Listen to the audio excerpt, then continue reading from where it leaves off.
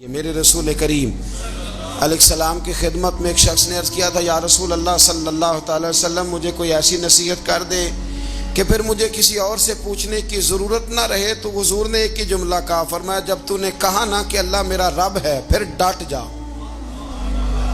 پھر اس پہ ڈٹ جا، پھر کھڑا ہونا سی۔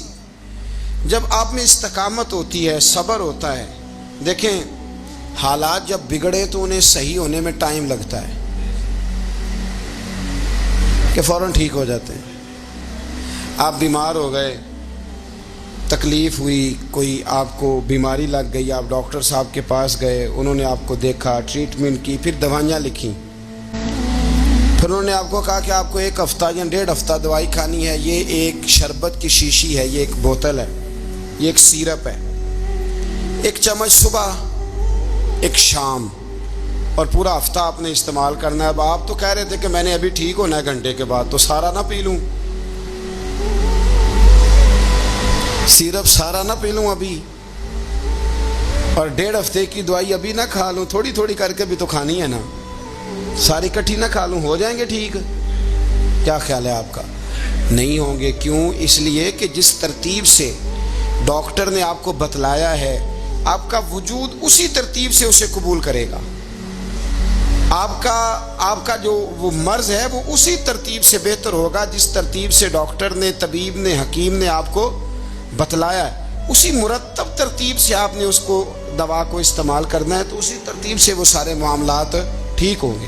اب آپ کا تو منشا تھا کہ میں نے سویرے فوراً اٹھنا ہے اور میں نے دوا کھانی ہے تو میں نے فٹافٹ ٹھیک ہو جانا ہے، تو بھئی یہ آپ کی منشا تو ہے، لیکن حکمت کا تقاضا یہ نہیں ہے۔ حکمت کا تقاضا یہ ہے کہ آپ کو 1 گولی کھانی ہے، 1 چمچ سیرپ کا پینا ہے، آپ کو مناسب پرہیز کرنا ہے، اس کے بعد جا کے آپ کی طبیعت ٹھیک ہوگی۔ لیکن اگر آپ کا یہ پروگرام بن گیا ہے کہ نہیں میں نے تو شام کو ہی ٹھیک ہونا ہے، تو یہ ممکن نہیں ہے۔ اس کے لیے آپ کو ذہنی طور پر تیار ہونا چاہیے، آپ کو سمجھنا چاہیے کہ بہت ساری چیزیں ایسی ہوتی ہیں جنہیں وقت دینا پڑتا ہے، بہت سارے حالات ایسے ہوتے ہیں جنہیں ٹائم دینا پڑتا ہے، وہ اپنے وقت پر جا کے چیزیں درست ہو جاتی ہیں۔ لیکن ہم چاہتے ہیں کہ ہم ابھی کریں، سویرے کریں، شام کریں، وہ کئی دفعہ صحیح کرنے کی بجائے ماحول کو ہم خراب کر لیتے ہیں۔ انہیں وقت دیں، انہیں ٹائم دیں، انہیں موقع دیں۔ میرے رسول کریم صلی اللہ تعالیٰ علیہ وآلہ وسلم ہجرت سے چند دن پہلے نہ خانہ کعبہ کو اندر سے دیکھنے کا دل کیا میرے نبی پاک کا، کیا مجھے مکہ چھوڑ کے مدینہ طیبہ جانا ہے تو میں ذرا کعبہ معظمہ کے اندر سے زیارت کر لوں۔ عثمان بن طلحہ ایک شخص تھا جو کلید بردار تھا، جس کے پاس خانہ کعبہ کی چابی ہوتی تھی۔ حضور صلی اللہ تعالیٰ علیہ وسلم نے اس سے کہا کہ بھائی چابی ذرا دے دو، میں خانہ کعبہ کے اندر سے زیارت کرنا چاہتا ہوں۔ کہنے لگا کوئی اور ہوتا تو میں دے دیتا، آپ کو نہیں دوں گا، معاذ اللہ ثم معاذ اللہ۔ میرے رسول پاک کی بات نہ ستارے بھی مانتے ہیں، چاند بھی مانتا ہے، سورج بھی مانتا ہے۔ حضور اگر سورج کو کہنا واپس آ، حضرت علی نے نماز پڑھنی ہے تو وہ آ جاتا ہے، اور اگر حضور فرما دیں چاند کو 2 ٹکڑے ہو جا تو وہ 2 ٹکڑے ہو جاتا ہے۔ سورج بھی بات مانتا ہے، چاند بھی بات مانتا ہے۔ یہ سارے میرے رسول کریم علیہ السلام کے غلام ہیں۔ جہاں جہاں تک رب کریم کی خدائی ہے، وہاں میرے حبیب کی مصطفائی ہے۔ حضور وہیں چاہتے نہ وہیں چاہتے، تو حضرت عمر اگر حکم دیں تو زمین تیل واپس کرتی ہے، تو حضور حکم دیتے تو وہ کافر اندر دھنسا لیتی زمین، سارا کام اسی وقت ہو جاتا۔ لیکن حضور نے کیا فرمایا؟ جب عثمان بن طلحہ نے کہا نا کہ آپ کو چابی نہیں ملے گی، اللہ کے رسول نے فرمایا عثمان ایک وقت آئے گا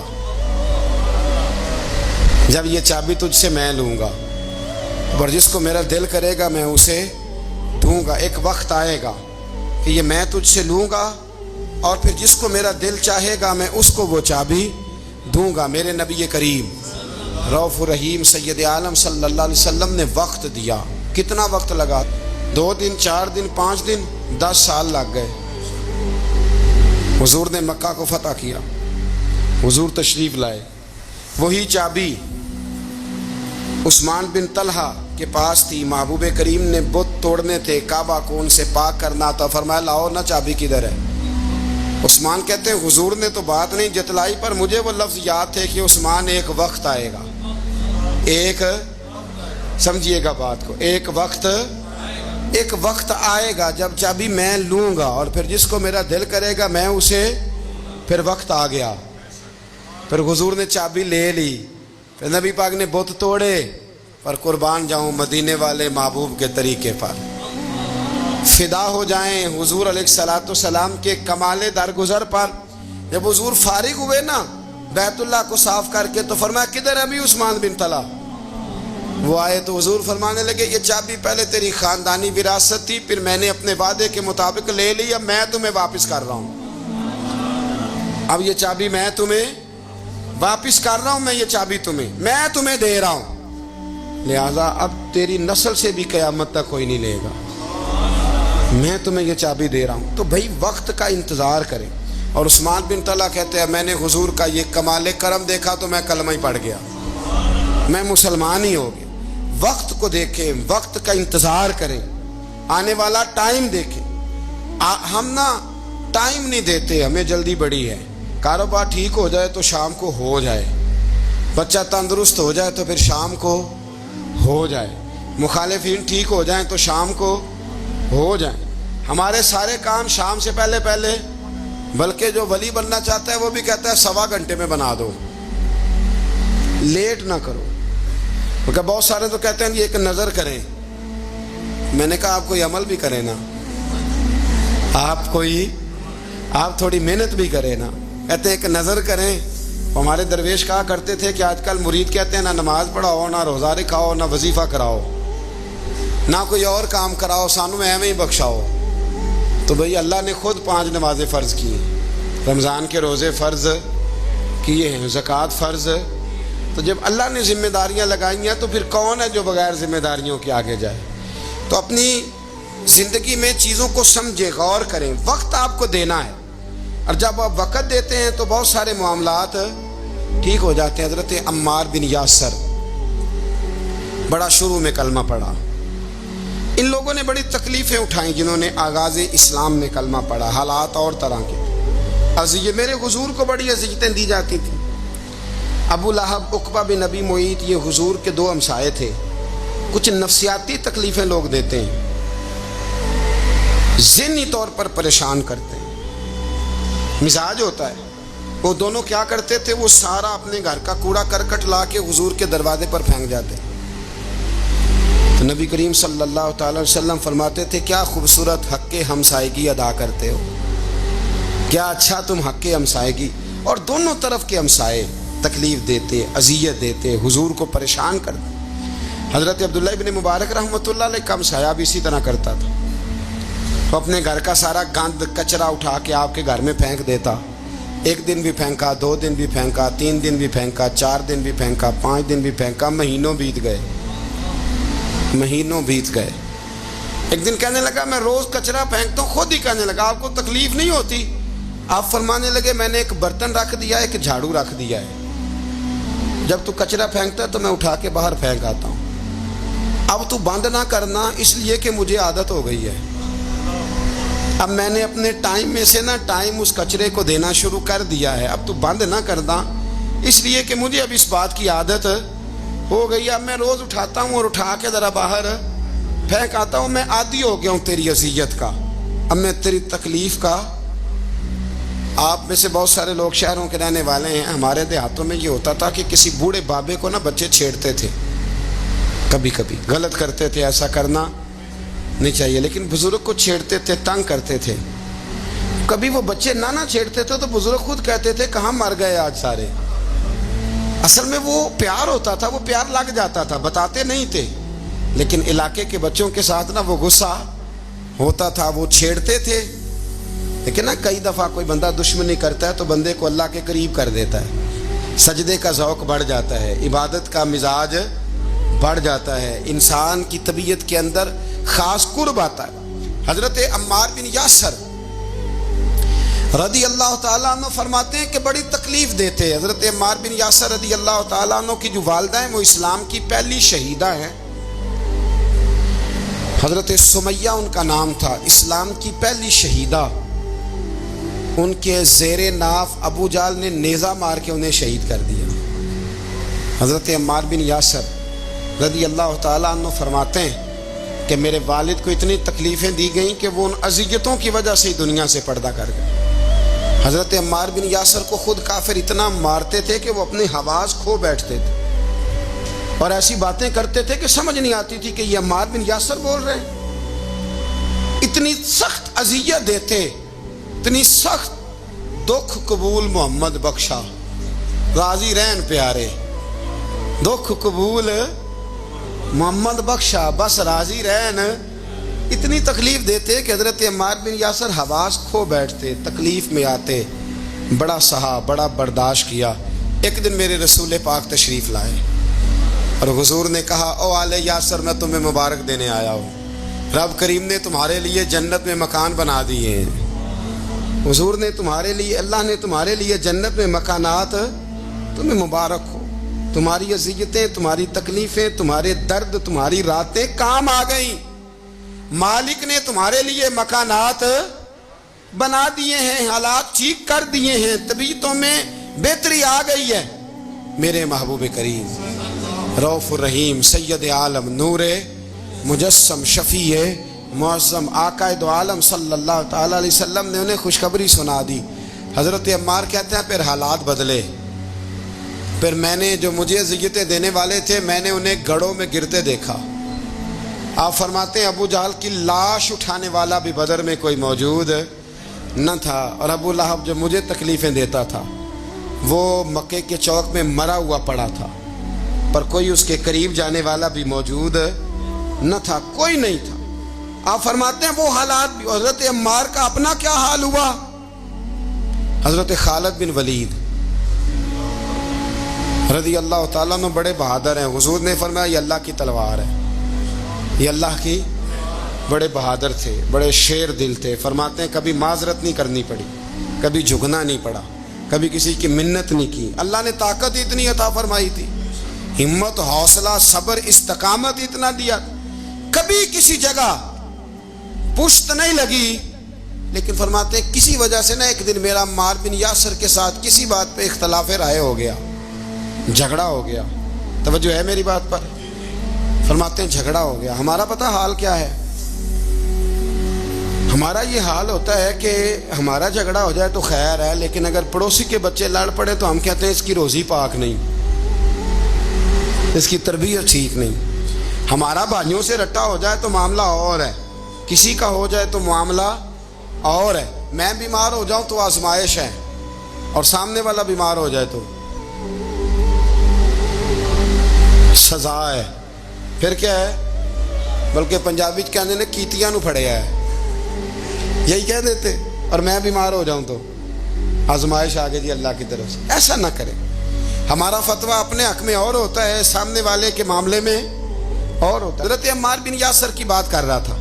جناب عمار بن یاسر رضی اللہ تعالی عنہ، حضرت عمار بن یاسر کہتے ہیں کہ حضرت خالد بن ولید کے ساتھ، جناب خالد بن ولید کہتے ہیں میری ان کے ساتھ نہ کسی بات میں اختلاف رائے ہو گیا، تو میں اب دلیر آدمی تھا، شیر آدمی تھا، کبھی جھکا نہیں تھا، کبھی کوئی معاملہ نہیں ہوا تھا، کبھی کوئی ایسی بات نہیں ہوئی تھی۔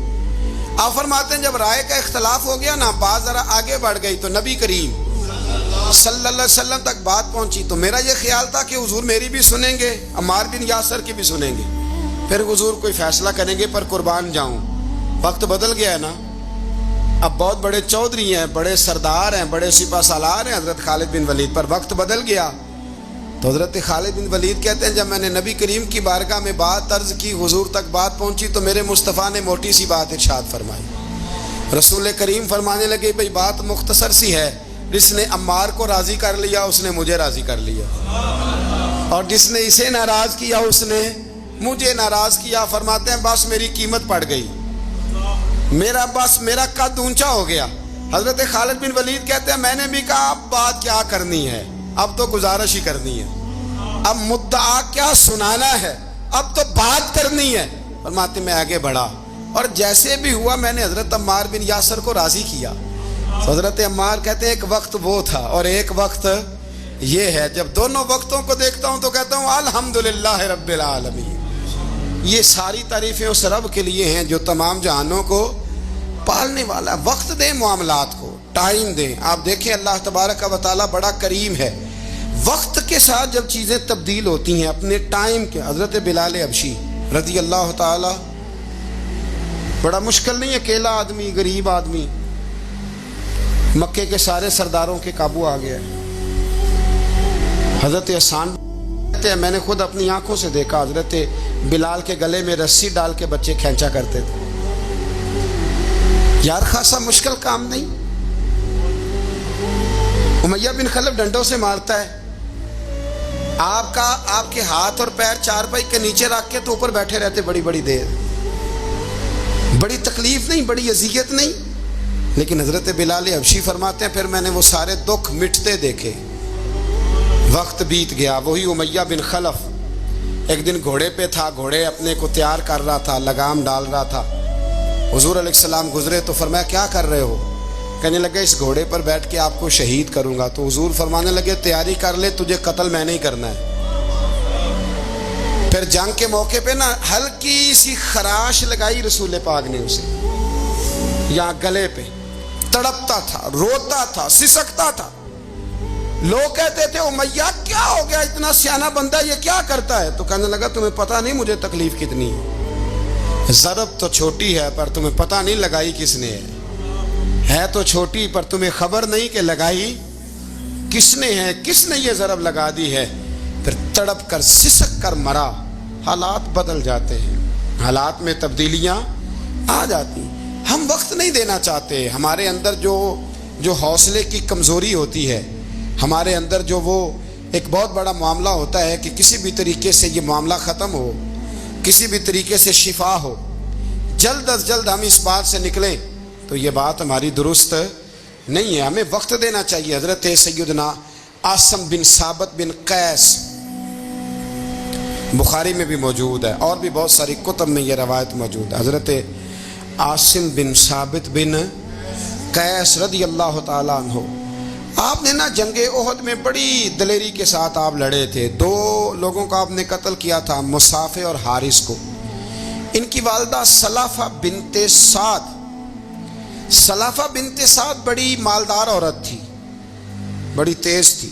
اس نے قسم کھائی تھی کہ میرے 2 بیٹے چونکہ حضرت عاصم بن ثابت نے قتل کر دیے, اس نے قسم کھائی تھی کہ میں نا معاذ اللہ انہیں قتل کراؤں گی اور ان کی گردن اترواؤں گی اور ان کی کھوپڑی میں شراب بھر کے پیوں گی.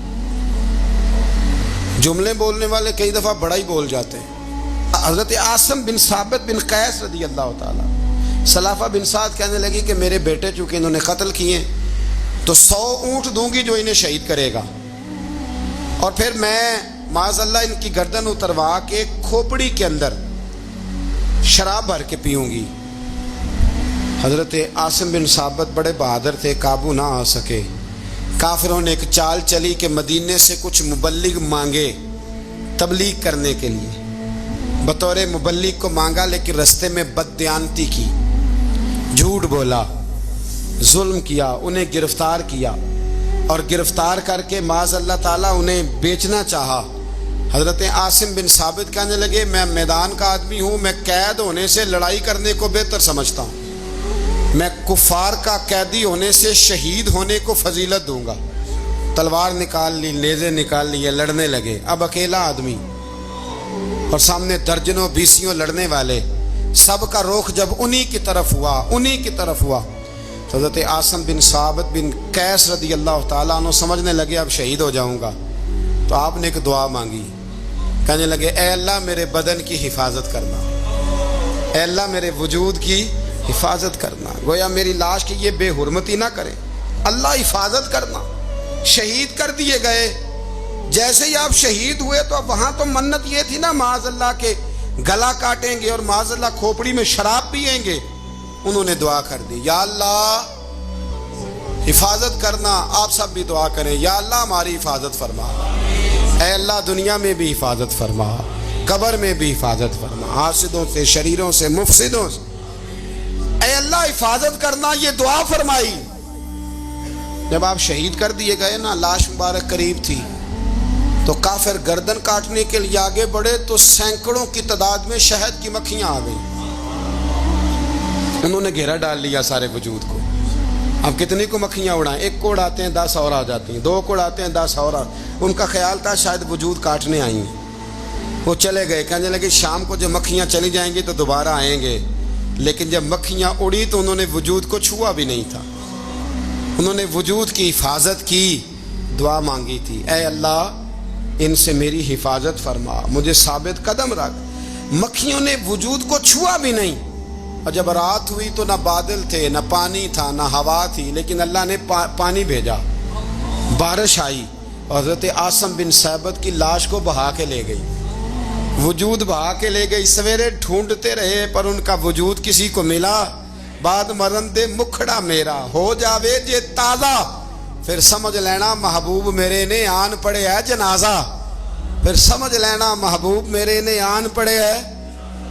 اور ایک شعر پڑھنا دوں چراغے گولڑا کا، کئی دفعہ پڑھتا ہوں، آج پھر نہ کہہ دوں، کہنے لگے بے قدرہ کچھ قدر نہ جاتی، کیتی خوب تسلی ہو، دنیا دار پجاری زردے کتیاں دے گل ٹلی ہو، بک بک روشن اکھیاں تکیو ویک حویلی کلی ہو، کوچ نصیر اساں جدوں کیتی پہ جانی تر تھلی ہو۔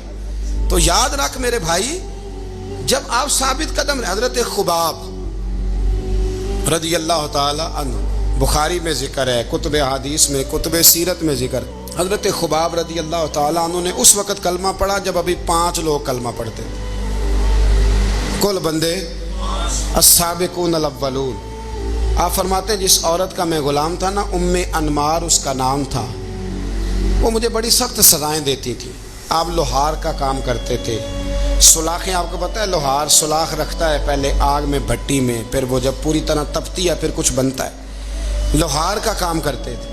آپ فرماتے ہیں ام انمار میرے ساتھ یہ کرتی کہ مجھے سخت اذیت دیتی، کلمہ چھوڑنے پر مجبور کرتی۔ ایک دفعہ تو ایسے ہوا کہ اس نے کافروں کی ڈیوٹی لگائی، میں گلی سے گزر رہا تھا، مجھے نہیں پتا تھا ان کی پہلے سے تیاری ہے، انہوں نے کوئلے جلا کے رکھے ہوئے تھے، مجھے پکڑا، میرا کرتا زبردستی اتارا، کوئلوں پہ لٹا دیا اور میرے وجود پر وزنی پتھر رکھ دیے۔ فرماتے ہیں میری چربی پگھلی تو کوئلے بجھے۔ یہ شہادت گاہ الفت میں قدم رکھنا، لوگ آسان سمجھتے ہیں مسلمان ہونا، زخم پہ زخم کھا کے جی، خون جگر کے گھونٹ پی، آہ نہ کر لبوں کو سی، یہ عشق ہے کوئی دل لگی نہیں، اس میں بڑی برداشت کرنی پڑتی ہے۔ آپ فرماتے ہیں کہ حضور علیہ السلام نہ خانہ کعبہ کی دیوار کے ساتھ ٹیک لگائے بیٹھے تھے، میں ایک دن حاضر، مجھے بڑی تکلیف دیتے تھے، کہتے ہیں جب میں کام کر رہا ہوتا تھا تو میری مالکن آتی تو وہ نکال کے نا سلاخ تو میرے سر پہ رکھ دیتی، میرا سارا وجود زخمی تھا۔ حضور خانہ کعبہ کی دیوار سے ٹیک لگائے بیٹھے تھے، میں حاضر ہوا تو محبوب کریم بھی اٹھے، تو حضور علیہ السلام سے میں نے عرض کی حضور دیکھیں مجھے کتنی تکلیف دی جاتی، تو ابھی فرمانے لگے بس اتنی، فرمایا تم سے پہلے لوگوں کے سروں پر آرے رکھ کے 2 حصوں میں چیر دیا جاتا تھا، لوہے کی کنگھیوں سے ان کے وجود ادھیڑ دیے جاتے تھے، پر وہ سی نہیں کرتے تھے، اف نہیں کرتے تھے، میں خبردار بس اتنی۔ اور پھر میرے حضور نے ہاتھ اٹھائے، کہا اے اللہ خباب کی مدد فرما، اے اللہ خباب کی، اتنے لفظ ادا کی۔ حضرت خباب کہتے ہیں پھر میں نے وقت کو وقت دیا، پھر میں نے حالات کو وقت دیا، پھر میں نے اپنے محبوب کی دعا کو قبول ہوتے دیکھا۔ فرماتے ہیں وہ میری مالکن جو مجھے تکلیف دیتی تھی، اذیت دیتی تھی، پر اس کا حال یہ تھا کہ اس کے سر میں درد اٹھا، اور جس طرح کتا چیختا ہے جب اسے مارا جاتا ہے تو وہ چلاتا ہے، اس طرح وہ آوازیں نکالتی۔ پھر وہ بہت بڑے طبیب کے پاس گئی تو اسے کسی نے کہا کہ لوہے کی سلاخوں سے اپنے سر کو دگوایا کر، داغ دیا کر، اسے جلایا کر جگہ جگہ سے، تاکہ تیرے اندر کا درد ختم ہو۔ تو آپ فرماتے ہیں پھر لوگوں میں نے صبر اور استقامت کا رزلٹ دیکھا کہ وہ جو مجھے بطور سزا میرے سر پہ سلاخیں رکھتی تھی، پھر وہ بطور دوائی منگانے لگی، میں سلاخ گرم کر کے لاتا اس کے سر پہ رکھتا، فرماتے ہیں پھر اسے سکون ہوتا، پھر وہ تڑپتی، اور چونکہ مجھے تو وقت یاد تھا نا، کہتے ہیں لیکن میں مصطفیٰ کریم کا کلمہ پڑھتا تھا، میں نے کبھی دوبارہ پلٹ کر اسے یہ بات یاد نہ کرائیں. آپ وقت دیں, ماحول کو ٹائم دیں. آپ دیکھیں, ہاں یہ ضرور دیکھ لیں کہ آپ کے ضمیر کے اندر کوئی ایسی بات تو نہیں, کوئی ایسا معاملہ تو نہیں کہ جہاں آپ غلط ہیں. اور اگر ایسا نہیں پھر آپ وقت دیں آنے والے اسباب کو. ہم نہ بڑی جلدی ہے, ہمیں دعا کرائی ہے تو آج شام تک مسئلہ ٹھیک ہونا چاہیے, دعائی کھائی ہے تو طبیعت شام تک ٹھیک ہونی چاہیے. اگر ہم راہ حق کے مسافر ہیں تو شام کو ہمیں قرب الہی مل چکا ہو, حضور کی بارگاہ کے ہم حضوری ہو چکے ہیں. ایسا نہیں ہے. آپ وقت دیں, سفر کو جاری رکھیں, تسلسل کے ساتھ سفر کریں. سفر کے لیے جتنے اسباب کی ضرورت ہے وہ سارے اکٹھے کریں, محنت پوری کریں, جد و جہد پوری کریں, ہمت پوری کریں. لیکن پھر نتیجہ اپنے رب کریم پہ چھوڑ دیں, پھر رزلٹ اپنے اللہ. کئی دفعہ ہماری چاہت اور ہوتی ہے, اللہ کی حکمت اور ہو, تو اللہ کی حکمتوں پر بہت ساری چیزوں کو چھوڑے. یہ کامل مومن کی نشانیاں قرآن مجید سورہ انفال میں بیان. ہم نہ بعض ایسی چیزوں کا آہستہ آہستہ شکار ہوتے جا رہے ہیں جن میں ہمیں انتہائی زیادہ سمجھداری کی ضرورت ہے, معاملہ فہمی کی ضرورت. بندہ مومن کیا ہوتا ہے, اس کی علامتیں ہوتی ہیں, اس کی شانیں ہوتی ہیں. مومن کا ایک اپنا وقار ہوتا ہے, اس کی اپنی ایک الگ وزاداری ہوتی ہے, اس کا ایک اپنا اللہ تبارک و تعالیٰ نے سٹیٹس بنایا ہوتا ہے. ہمیں اپنا معیار قائم کرنا چاہیے, اور معیار وہ قلب سے قائم ہوگا, وہ روح سے قائم ہوگا, وہ باطن سے قائم ہوگا. بندہ مومن کا مقام سب سے پہلے اسے خود پتا ہونا چاہیے کہ میرا توکل کتنا مضبوط ہے. اسے خود پتا ہونا چاہیے. مجھے نہیں پتا آپ میں سے فجر کس کس نے پڑھی ہے, مجھے تو اپنا پتا ہے. یہ ہمیں خود پتا ہونا چاہیے کہ ہمارا معیار کیا ہے نماز کے معاملے. میں نہیں جانتا آپ کی جیبوں میں کتنا ہے اور آپ کتنا اللہ کی راہ میں خرچ کرتے ہیں. یہ بندے کا رب سے رشتہ ہے, یہ آپ جانے, آپ کا خدا جانے, میں جانوں, میرا رب جانے. اللہ کی ذات پر بھروسہ کتنا ہے, یہ لوگوں سے نہ پوچھتے پھریں, لوگوں کو نہ بتاتے پھریں. یہ تو دل کا معاملہ, اپنے آپ سے پوچھیں, اپنے آپ کو خود اپنے سامنے کھڑا کریں, اپنا حساب خود کریں, اپنے سے کبھی کبھی سوال و جواب کریں, اپنے سے گفتگو کریں. پر کیا کریں, ہم ساری زندگی اپنا دنیاوی معیار ہی ٹھیک کرتے رہے, اپنے پیسوں کا حساب ہی لگاتے رہے. گھر, مکان, گاڑی, سٹیٹس, آنا جانا, سلام دعا کتنی ہے. یہ ساری چیزیں جن لوگوں کی مضبوط ہیں, نیند ان کی کچی ہے. دنیاوی سٹیٹس جتنا لوگوں کا مضبوط ہے, سوچیں ان کی ٹوٹی ہوئی ہے, نظریات بکھرے ہوئے ہیں, لفظوں اور جملوں میں کمزوری ہے. باتیں جو ہیں وہ محسوس ہوتا ہے کہ ابھی تک یہ بندہ اطمینان ہی نہیں حاصل کر سکا زندگی میں, ابھی تک کوئی گفتگو پکی نہیں, کسی بات میں وزن نہیں, کسی جگہ ٹھہراؤ نہیں. کب ہوگا؟ رب کہتا ہے پہلے اپنے دل سے پوچھ. یہ ادھر ادھر کی باتوں سے تو ڈرتا ہے, یہ رب سے کتنا ڈرتا ہے. پتہ ہے نبی پاک علیہ السلام کے صحابہ کا سٹیٹس کیا تھا, معیار کیا تھا رب سے ڈرنے کا؟ دو چیزیں ایمان کو مضبوط کرتی ہیں, ایک رب سے ڈرنا, ایک اس کی رحمت کی امید رکھنا. اللہ تعالیٰ کی رحمت کی امید بھی رج کے رکھنی ہے, اور اس سے ڈرنا ہے تو پھر بھی ذرا صحیح کر کے ڈرنا ہے. کچا پکا نہیں ڈرنا. ڈرنے کی کہانی نہیں بنانی کہ ہو جی اللہ سے ڈر لگتا ہے, وہ ڈرنا ہے. اس ڈرنے سے مطلب ہو کہ اعمال سنورے, اخلاق کردار کے معاملے میں انسان مضبوط ہو جائے, دیانتدار ہو جائے, سچائی والا ہو جائے, صبر و تحمل والا ہو جائے. امید بھی رج کے رکھنی ہے, ڈرنا بھی رج کے ہے. دعا کرتا ہوں اللہ کے حضور اللہ ہمیں سمجھنے کی توفیق عطا فرمائے.